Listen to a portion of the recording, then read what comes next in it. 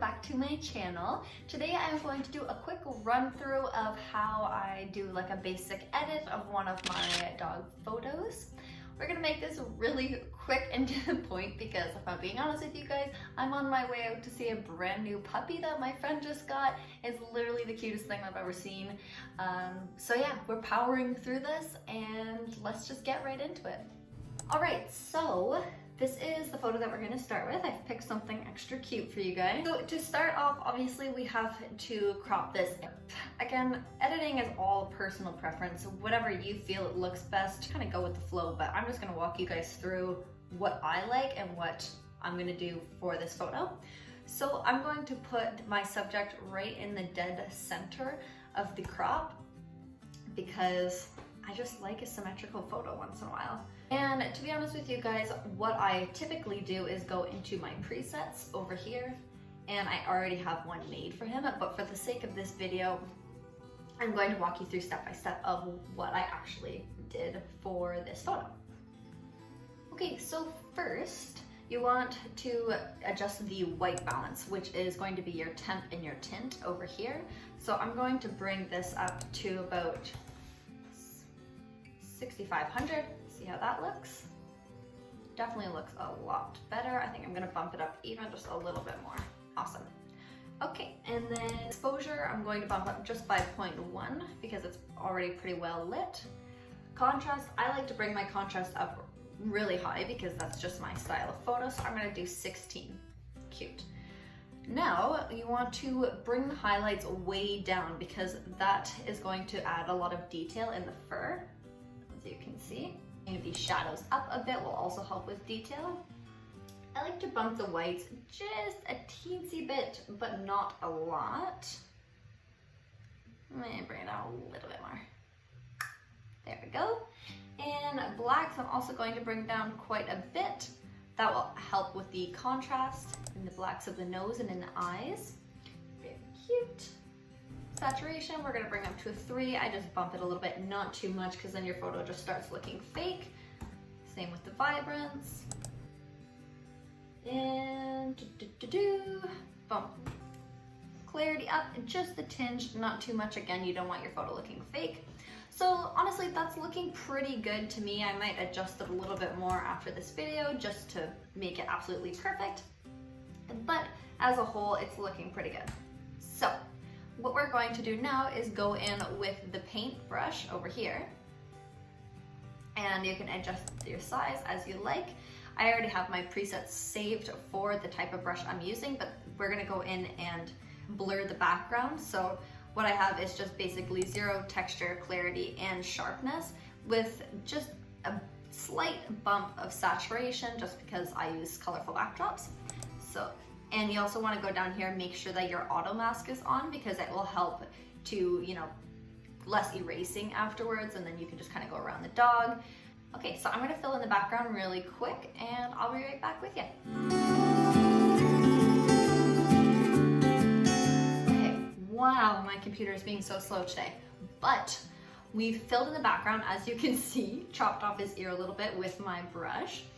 So what you're going to do is go into the erase over here, and you can also turn auto mask on for that, but because I'm going over the hair or the fur of the dog, it's a lot easier to just not. So anyways, you go over with the erase tool, clean up your edges. When I'm editing my photos, I try to make it my top priority to have the edge of the dog very crisp. It's just the photo, like the look that I like. So I really want to make sure that none of the blurred background paintbrush that I used is going to be on the dog for at all, not even a tiniest little bit. So sometimes it even helps to zoom in and just make sure you got all the details, like so. Okay, so we're done with that. Now our background is looking great, nice and blurred. We're gonna go back into the paintbrush, and again, I have it saved as a preset, Sue Snoot, because that's what my dog's name is, and that's what I named it. But regardless, whatever you guys have it as, this is basically to clean up the chin here. So as you can see, the backdrop color reflects on the dog fur underneath the chin typically. So you want to make sure that you go in with a paintbrush and remove, you know, that little bit of saturation. And I just like to bump the shadows once we're in there anyways. So basically what I have over here is, I don't really need that.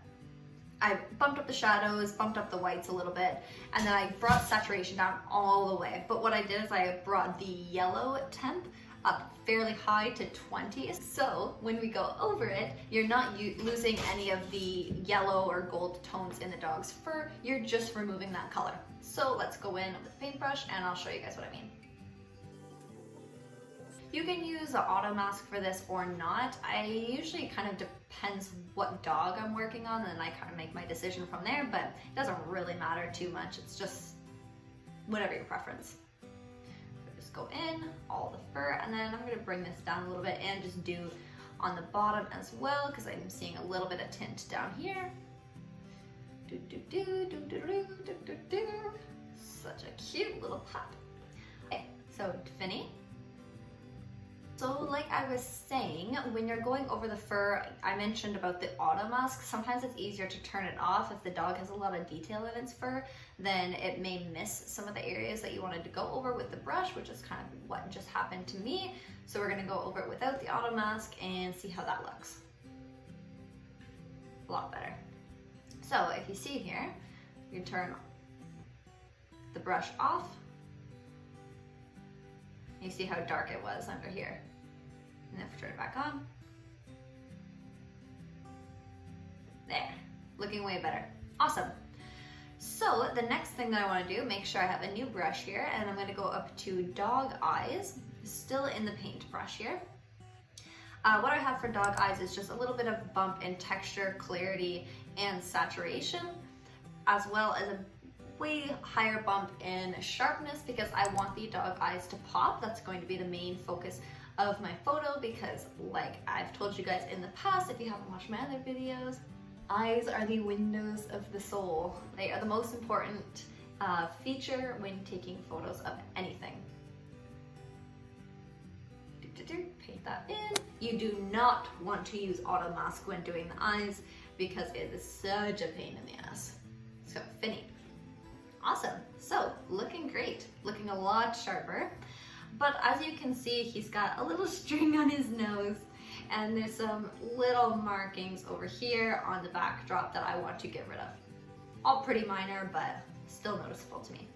So what I like to do is go in with this tool. I don't really know what it's even called, to be honest with you, but this one, the clone, I guess you could call it. Zoom in on the snoot, and I'm gonna make my brush very small, and we're just gonna go right over this string.